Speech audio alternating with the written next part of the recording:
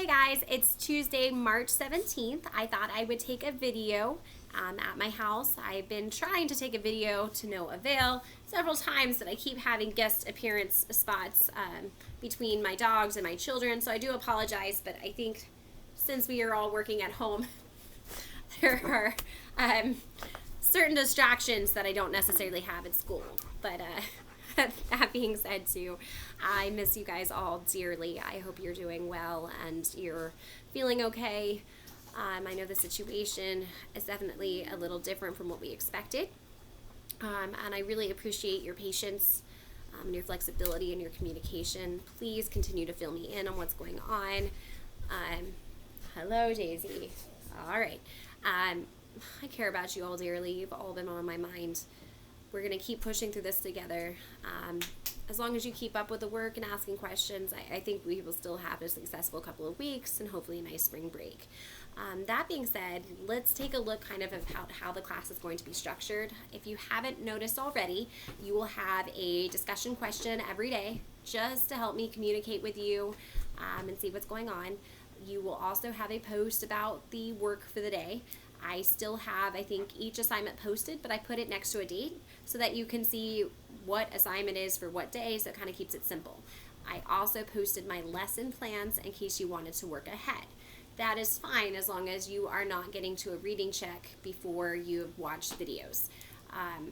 I will try to get online around 8:30, 9 o'clock, depending on kind of what's going on with the kids. And I try to check my email several times throughout the day. Definitely in the morning around 9 or 10, before lunch, afterwards. So again, just feel free to contact me and I will get to you as soon as possible. That also being said too, I wanted to give you a little rundown about what you have been reading.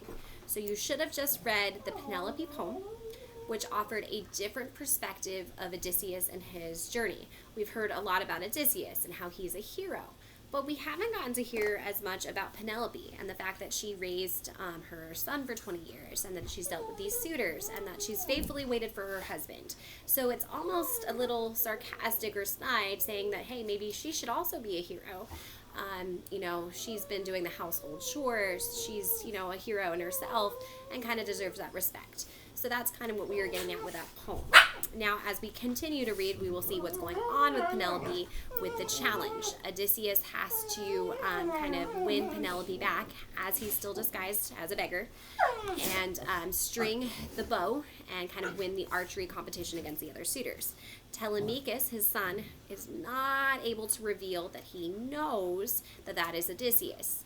It may be helpful to reread the section or two before this to remember what Telemachus and Odysseus's plan was to see if that actually comes true.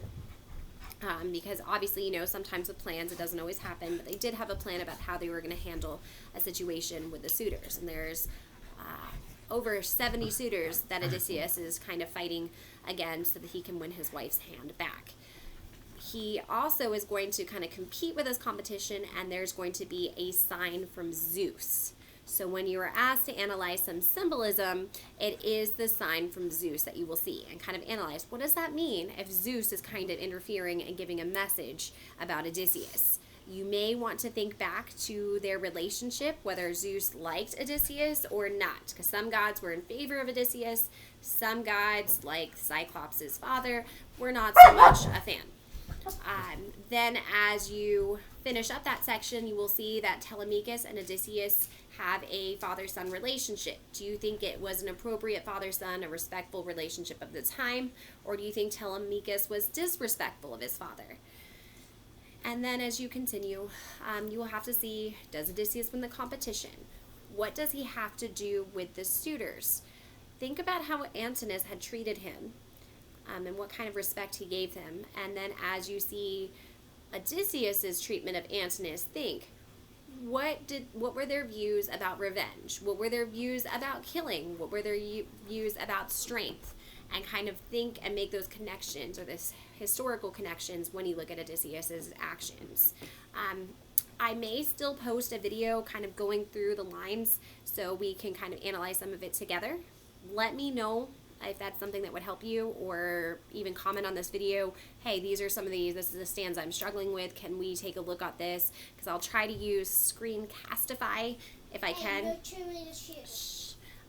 As I try to experiment here. I'm here to support you. I'm flexible. You know, try to keep up with your reading. Please cite your textual evidence for your responses, just so I know that you are doing your reading and that you're analyzing these correctly, so I can clear up any misconceptions. Again, if you come up with any other ideas about how I can videotape lessons, please just kind of communicate with me. I know this is my first time doing all online learning, and I definitely would have to say I miss seeing you guys face to face. It's not the same, but I think we can make the best of it. So hopefully you're taking it easy, getting some rest, staying well, taking your vitamin C, washing your hands. You guys are on my mind. Take it easy, guys. And again, please let me know if you need anything. All right, until next time, I hope this made sense. I'm sorry if this is a little rusty. Hopefully my videos get better in time. Thanks for being patient. See you guys.